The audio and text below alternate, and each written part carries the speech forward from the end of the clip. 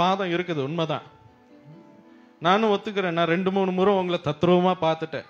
ஒரு youth meeting நடந்தது கடைசி முறை 2019. அப்போ இயேசு சுவாமி கரெக்டா அந்த நடுவில் அப்படியே அப்படி தத்ரூபமா நிக்கிறாரு. நின்று எல்லா யூத்ஸையும் பார்த்துக்கிட்டு இருக்கிறாரு. எனக்கு ஒரே சந்தோஷம். ஏன்னா அவரும் வந்துட்டா எனக்கு பிரச்சனை இல்லை. அவர்கிட்ட கேட்டு கேட்டு நம்மகிட்ட சொல்றதுதான் நம்மளுடைய, அவருக்கு வாயா இருக்கிறோம். இப்ப கால் பதிச்சிட்டீங்க, சபையில நீங்க இருக்கிறீங்க. அப்போ ஏன் நீங்க தீர்க்க தரிசனங்களை நிறைவேற்றவில்லை? ஒரே ஒரு கேள்விதான் வச்சேன்.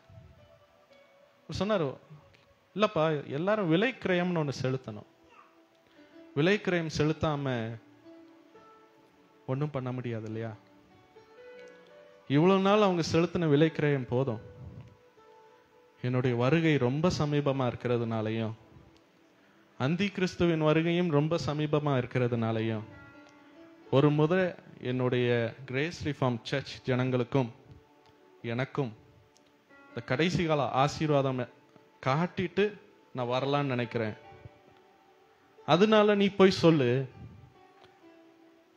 உங்களுடைய மன விருப்பத்தின்படி அது நடக்கும், நடந்தே தீரும். ஏன்னா நீங்களும் நானும் சேவிக்கிற தேவன் வாக்கு மாறாத தேவன். அவர் ஒரு கல்லோ மண்ணோ மரமோ இல்லை. அப்படி அவர் வாக்கு மாறிக்கிட்டே இருந்தா நானும் வர வேண்டாம், நம்மளும் ஆண்டவரை ஆராதிக்க வேண்டாம். வேற எங்கேயாச்சும் நம்ம இயேசுவே இல்லைன்னு போயிடலாம். அவர் உண்மையா இருக்கிறதுனால தான் இந்த இடத்துல நம்ம வந்திருக்கிறோம். ஆனா நான் இன்னொரு ஸ்டெப் படியா சொல்றேன். இந்த பைபிள் வாச கொஞ்சம் போடுங்களேன். என்னுடைய விசுவாசத்தை நான் சொல்றேன். இது கண்டிப்பா நடக்கும், சரியா? இது கண்டிப்பா நடக்கும். உங்க மன விருப்பத்தின்படி, ஆலோசனையின்படி எல்லாத்தையும் நிறைவேற்றுவார். அது நடக்கும், 100% நடக்கும். ஆனா என்னுடைய விசுவாசம், ஆவியானவர் என்னுடைய மனசுல போட்ட ஒரு புதைப்பு.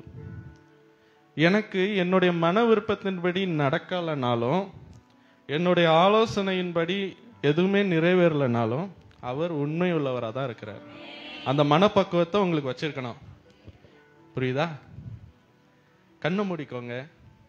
கொஞ்ச நேரம் இயேசு உங்கள் நடுவில் ஊழியம் செய்வதற்கு நம்ம இடம் கொடுக்க போகிறோம். அவர் உங்களுடைய வாழ்க்கையில விடுதலையை கொடுப்பதற்கு நம்ம எல்லாரும் ஒப்பு கொடுக்க போகிறோம்.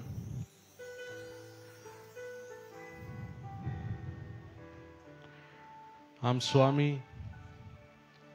ஒரு கரெக்டா ஒரு 5-7 நிமிஷம் அமைதியா உங்களுடைய வாழ்க்கையில 2020 நடந்த, அதுக்கு முன்பதாகவும் நடந்த கொடுமைகளை யோசிக்காமல், சூழ்நிலைகளை யோசிக்காமல், நான் எப்படி வாழப் போகிறேனோ என்ற கஷ்டங்களை உங்கள் மனதிலிருந்து நீக்கி, தேவனாகிய கர்த்தர் செய்ய போகிற அதிசயங்களை நினைத்து மட்டும் நம்மளுடைய மனசு துதிக்கணும்.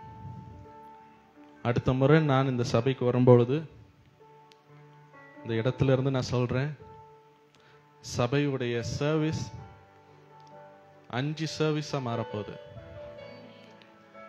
5 விதமான சர்வீஸா மாறப்போகுது. இடம் கொள்ளாத இடமாக இது அறிவிக்கப்பட்ட உடனே தேவனாகிய கர்த்தர் நம்மளுடைய மதிப்புக்குரிய கனத்துக்குரிய போதகரையிடம் பேசி ஒரு பில்டிங்கை வாடகைக்கு எடுக்கும்படி சொல்லுவார். அந்த பில்டிங்ல 500 to 700 பேர் உட்காரலாம். 2 சர்வீஸ் அங்க நடக்கும். இடம் கொள்ளாத அளவு ஜனங்க வர போறாங்க.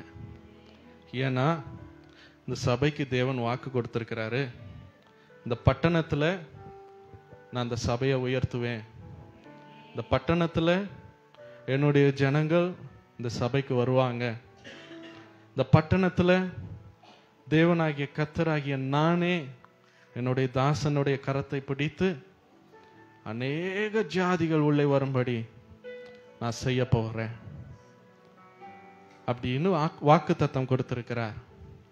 அது நிறைவேறும் காலம் வந்தாயிற்று. அந்த காலத்துல தான் நம்ம இருக்கிறோம். அந்த காலத்தை நோக்கி நம்ம எல்லாரும் ஒரு அடி வைக்க போகிறோம். அது இன்றையிலிருந்து தோன்றும்.